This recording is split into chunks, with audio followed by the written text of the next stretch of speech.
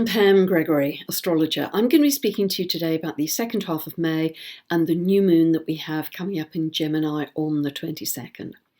Now, just leading into that new moon on the 19th and 20th, we've got a couple of sort of quite intense and volatile energies happening. They're transient, but it's important to notice. The moon in Aries on the 19th is square to Pluto. That can bring up very intense feelings. And then the next day, the moon comes to conjunct Uranus in Taurus, which can bring up a lot of emotional volatility and reactivity. So just be aware, 19th and 20th, to pull back from any inflammatory situation and just take a breath before you react or speak. Then we have the new moon in Gemini. This is happening at 2 degrees and 4 minutes of Gemini.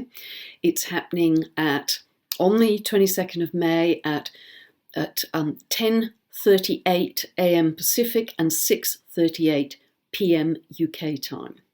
So see where this is falling in your chart, 2 degrees of Gemini, because it's a new beginning. Every month we have a new moon and it provides us with a new beginning. So see where that falls in your chart, which house or which area of life. And if you don't know, you can download a free birth chart from my website, pamgregory.com. Go to this link above. You can buy a 2-part tutorial video series and you'll be able to use that for every single update I do. And it will show you or teach you how to find all these places in your chart, because ideally you need to set a new intention at each new moon, perfect time in the month to do it, to manifest something in that particular area of life for you, wherever 2 degrees of Gemini falls.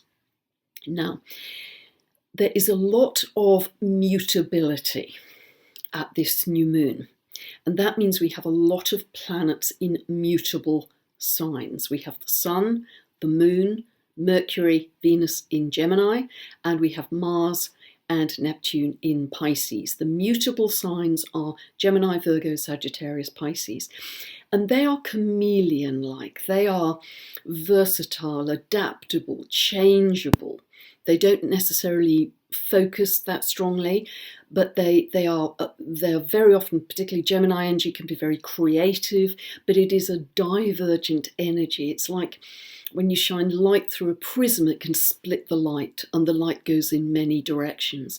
And that really is about the versatility of Gemini. And I mentioned in the last video, and I've been writing about this in my newsletter, how in this time of lockdown, Gemini has not only represented the internet, it's about communication, being online, how we've had to adapt our businesses to that. But for many of us, how we've had to become more versatile in what we offer, more flexible, having several strings to our bow, having a little bit of knowledge about a lot of things. That is Gemini energy, and it is mutable energy. So this is what we're seeing a lot of at the moment. So it's very, very positive for that.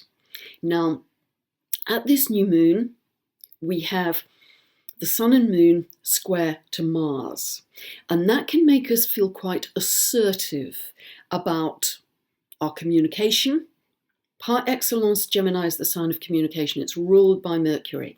So that can make us feel quite assertive about the air signs, Aquarius and Gemini in particular. Aquarius very much, but Gemini also, because Gemini is quite non-conformist. It doesn't want to necessarily obey the rules and go with the status quo. It's quite alternative. So it may want to find alternative media platforms at this time because it wants to keep freedom of thought, freedom of word, Gemini. And indeed, as I said, we may feel quite assertive about those things because the Sun and Moon are square to Mars. But also there's a lovely, very tight trine between the Sun and Moon to Saturn in Aquarius. Saturn, the sign of Aquarius, the sign of freedom. Saturn is where we're building something for the long term. Aquarius is very linked to the internet. It's ruled by Uranus. So there's a strong sense here of people coming together, the collective, Aquarius, the community, people of like mind, and building something for the long term that may be even more alternative than we have right now. So that's an important, very positive aspect at this new moon. Now, Mars is in Pisces at this new moon. Now, Mars on the 3D level doesn't necessarily work perfectly when it's in Pisces, because Mars are your goals, what you've set your sights on. You want to get there very quickly and directly. It's very focused. However, in Pisces, it can go a little bit dreamy, or now I'm not quite so sure, or I think I'll take some time off before I start to head towards my goal. Maybe I'm not so sure about my goal anyway. It can have that kind of undertow.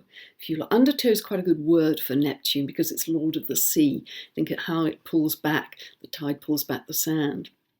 But I see this in the charts. I see Mars in Pisces, or Mars in aspect to Neptune, which rules Pisces, very much in the charts of people who have regular spiritual action, who do yoga, who do Tai Chi, Qigong, that kind of physical but spiritual action.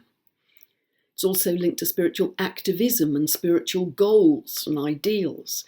So it becomes very, very positive when we start to express it at the good Neptune level, a higher Neptune level, if you like too.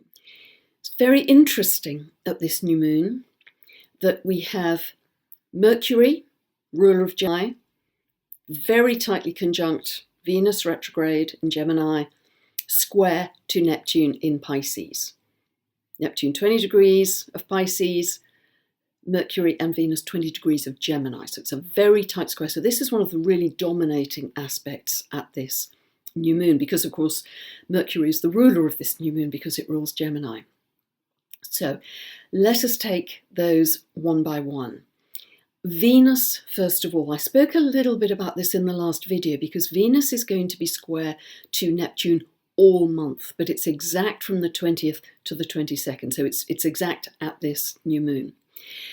Now, Venus moving retrograde from the 13th of May until the 25th of June, whatever sign it's in, is generally about going back over, reevaluating, reassessing your values and what you want.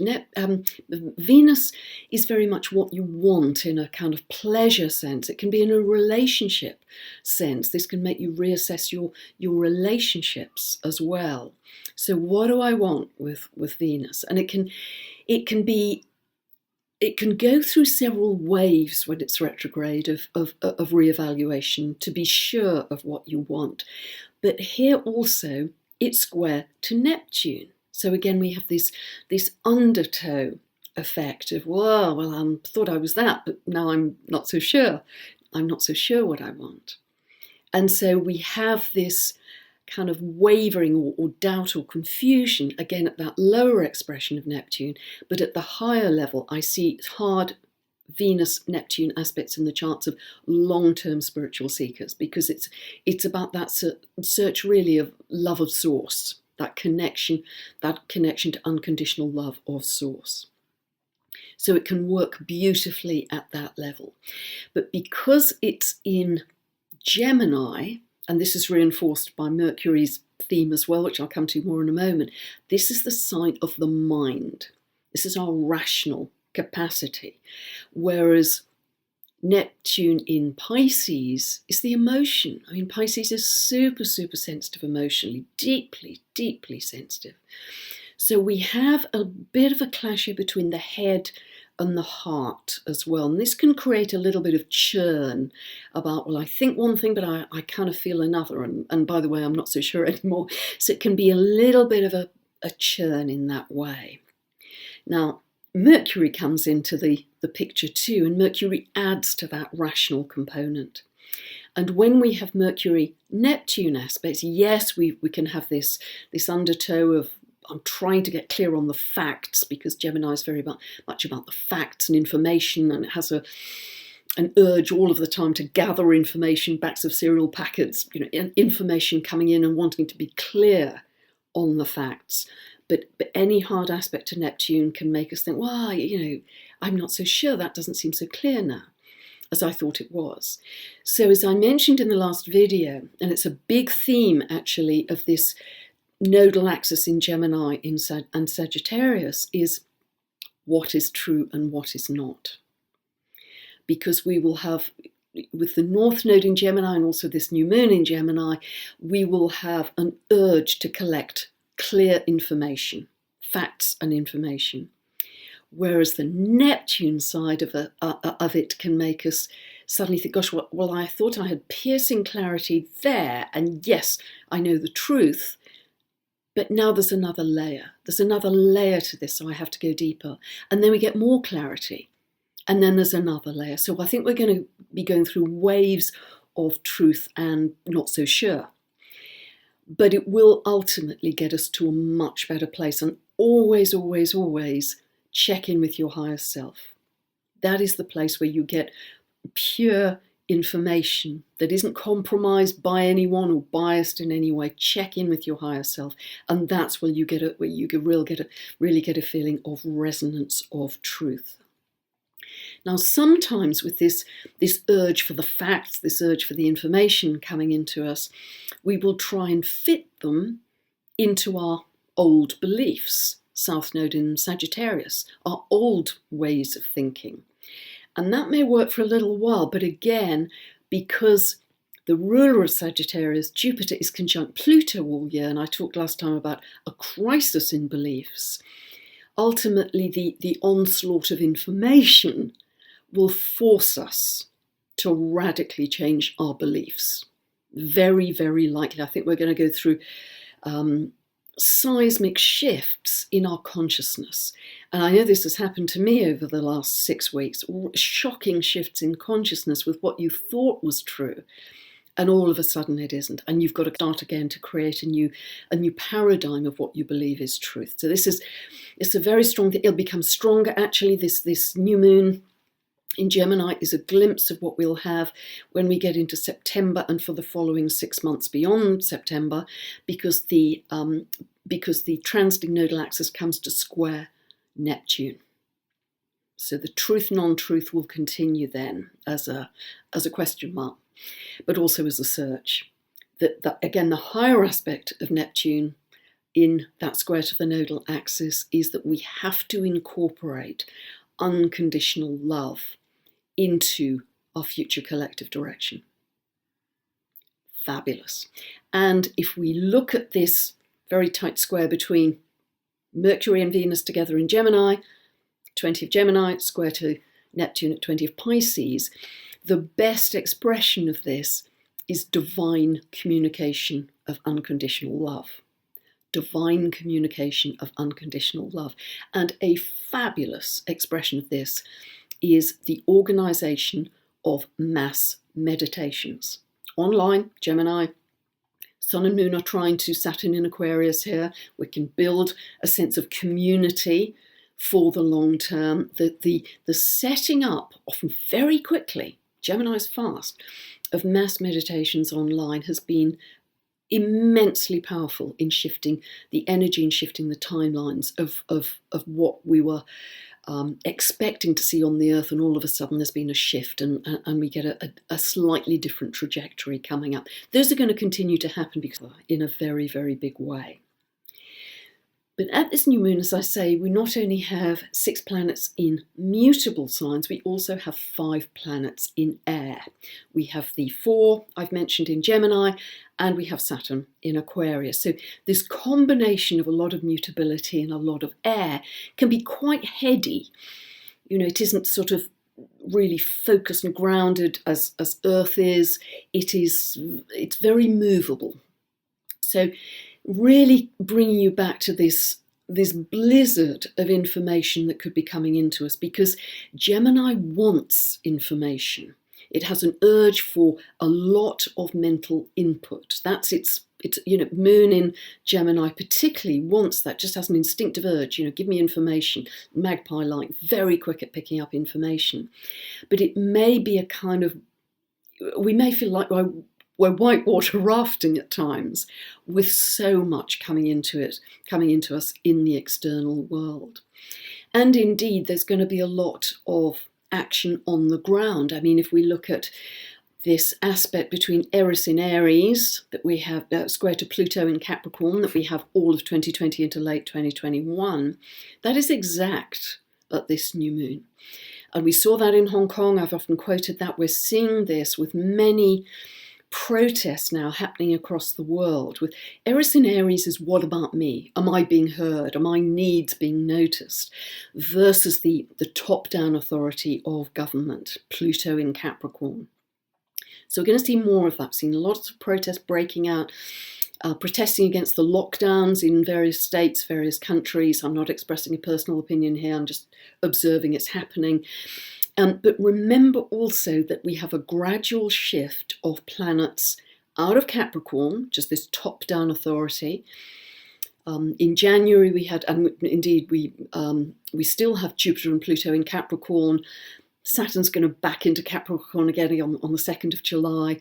But that is going to ease because we get into December and you have Jupiter and Saturn moving into Aquarius. And finally, you have Pluto fully moving into Aquarius in 2024. So there's going to be a shift away from this patriarchal top-down rules and regulations authority in the way that our old paradigm, our old structure has been run, and increasingly shifting into Aquarius, which is much more to do with the collective, the community, and the power of the people. At best, this is the power of the people coming together. So really recognize that, this is our opportunity to create a much better world when everything is in flux. Yes, we're in lockdown, but we're between paradigms, essentially. We're creating the new paradigm in every moment because the old one is dissolving and crumbling before our eyes. And all of this mutability and air is creating this kind of flux from which we can birth something new. So if our point of reference is external, lots of information, some of it contradictory, sometimes we're clear, sometimes we're not, a lot of action on the streets happening as well to accelerate the collapse of that old order. For me, I keep it really simple. Talked about this many times. If you turn your focus inwards, you can do this anytime at home for free. Just shut your eyes and turn your focus to your breath. And if you imagine that you're breathing in and out through your heart as if your heart was your lung, it starts to slow and deepen your breath. And if you're really focused on doing that, just that and nothing else, just focused on your breath, apart from the fact it instantly starts to change the biomarkers in your blood, reduce the cortisol, it drops you into stillness and the present moment. Because if you're focused on your breath, you can't be anywhere else. You are in the present moment and you're going deeper and deeper into stillness. I do that every day. I try, if I have time, to do it several times a day, but I definitely do it once a day. It is just an absolute anchor in your center. The other thing I do, and I try to keep these practical hints to you, tips to you, really simple so anybody and everybody can do them. I've got a very busy schedule, many people have. I have to take an hour in my day to be in nature. I absolutely have to, because that sets the tone for my day. That's my fix. And because the world is quieter at the moment, I'm very lucky to be able to walk in some local woods. And in the Northern Hemisphere with spring coming, we have these electric lime green in the leaves. It's just vibrant. You can feel it. It's buzzing. I'm hearing more birds. I'm seeing wildlife that I wouldn't normally see in a day, owls that are usually quite nocturnal, and buzzards and deer and foxes, and I'm seeing bumblebees a lot more. It's just come alive. Nature can revive so quickly if we give her a little bit of space and stillness and quietness. So I really try and milk those moments when I'm in that hour in nature. I look at a bird, I look at a leaf, I stare into a wildflower, I look at a blue sky, I look at anything that will make me feel gratitude and appreciation and love for the earth in that moment. Anything, really, really simple. And then for the rest of my day, whenever I get a spare moment, I go back to that feeling. I look at the sky. We can all look at the sky wherever we are. Look at a tree. Anything that will remind you of those higher vibration frequencies, higher vibration energies of gratitude, appreciation, and love. Because the more they become our default frequency, the better, because we need to create from that rather than kind of buzzy unsureness. So that's what I do. And even if you can't get into nature, if you're living in a flat in a city, imagine that you are in your favourite place in nature. We can all do this, whatever our circumstances, and it will all add to that collective raising of consciousness, because we live in a vibrating universe. We absolutely do. And we are already on that road to making a new world. And if we can just even if we don't know exactly what it's going to look like tangibly, if we can trust that if we hold the frequencies of gratitude, appreciation, love for the earth, vibrant colour, fertility, then we will be pulling those qualities towards us from the quantum soup. We are absolutely doing that in every moment. And the more we can do that and get used to doing that in our days, even just for a few minutes here and there, we start to step into our power and have a much greater sense of being creators, empowered creators, rather than being buffeted moment by moment up by what's happening in the world. The old has to crumble before the new can begin. It's a process in nature. It's Pluto and Capricorn. It's the tree falling in the wood has to rot down before it can produce new life and new growth. So that's what we're going through. Remember, Saturn in Aquarius. Aquarius is the most futuristic sign, or one of the most, with Sagittarius actually, that one of the most futuristic signs. So we are putting work, Saturn, into creating that future right now. We're going to be doing it more and more as we move through this year as well. And I'd also, with Gemini, another big theme I'd like to remind you of is exploring choices. Gemini is very much about choices. So choices in where we have a public portal, choices as I've spoken about that, choices of our thoughts, choices of our emotions, choices of where we put our focus in every moment, because where we put our focus, we put our attention and we put our energy. And so we're going to be sifting through a lot of options here. But if you can just hold that anchor, hold that spiritual center, then we will be getting to a better place. So I hope that's been helpful. To very different energy to the first half of the month. And if you'd like more information about my books, my teaching videos, my monthly newsletter, just check out my website, pamgregory.com. And have a wonderful new moon in Gemini. Don't forget to set your new intention. Bye for now.